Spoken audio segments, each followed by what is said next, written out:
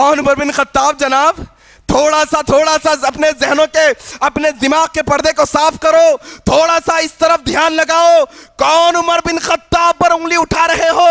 یہ وہ عمر ہے جن کے تعلق سے اللہ کے نبی نے کہا میرے بعد اگر کوئی نبی ہوتا تو عمر ہوتا.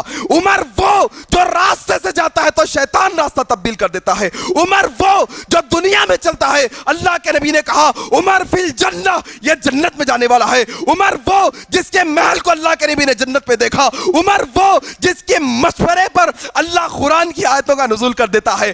کون عمر؟ عمر وہ ہے جس کے تعلق سے اللہ کے نبی صلی اللہ علیہ وسلم نے کہا میری امت میں اگر کوئی الہامی شخص ہوتا تو وہ عمر ہے.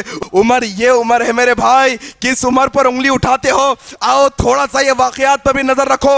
عمر رضی اللہ تعالیٰ کے تعلق سے تاریخ طبری کے اندر یہ واقعہ نقل ہے. کیا ایاز بن سلمہ اپنے باپ سے نقل کرتے ہیں. سلمہ کہتے ہیں میں ایک راستے سے جا رہا تھا, عمر بن خطاب بھی اسی راستے پر تھے, آپ کے ہاتھ میں نیزہ تھا. انہوں نے مجھے دھکا مارا, دھکا دے کر کہا سلمہ سائڈ سے چلو, سلمہ تھوڑا راستے کے بازو سے چلو, اور چلے گئے. کہتے ہیں ایاز بن سلمہ, یہ ایاز کے والد سلمہ کہتے ہیں 1 سال گزر گیا.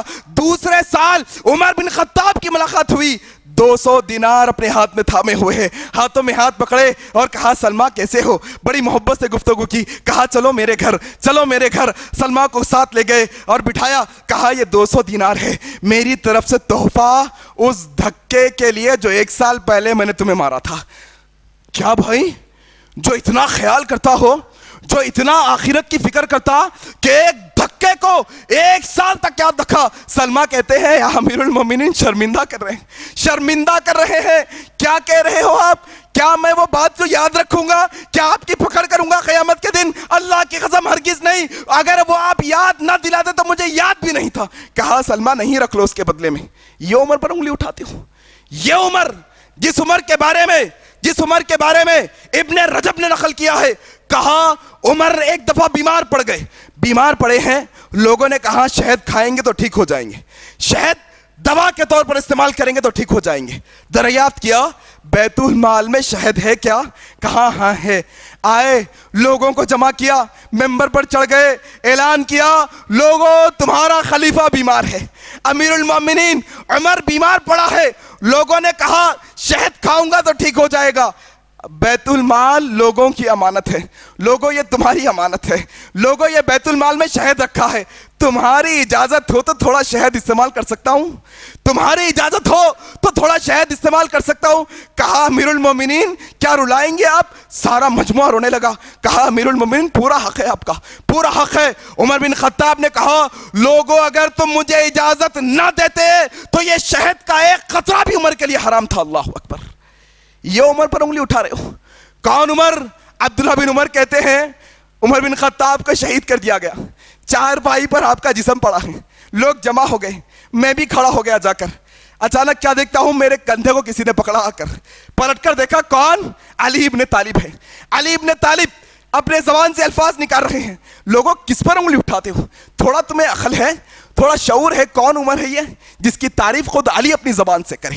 یہ عمر ہے وہ جس کے ہاتھ پر خود علی بیعت کرے. یہ عمر ہے. عبداللہ بن عمر کہتے ہیں علی آئے ہیں, میرے کندھے پر ہاتھ رکھا, غم زدہ ہے.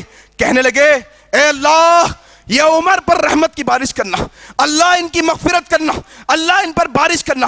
اور عمر بن خطاب سے مخاطب کر کہا اے عمر تم نے کوئی ایسا شخص نہیں چھوڑا جس کو دیکھ کر مجھے یہ خواہش ہو کہ تم جیسا میں عمل کروں. تم نے سب حدیں پار کر دی عمل کے اندر. تمہارے جیسا عمل کرنے والا میں نے نہیں دیکھا. تم نے کوئی شخص نہیں چھوڑا.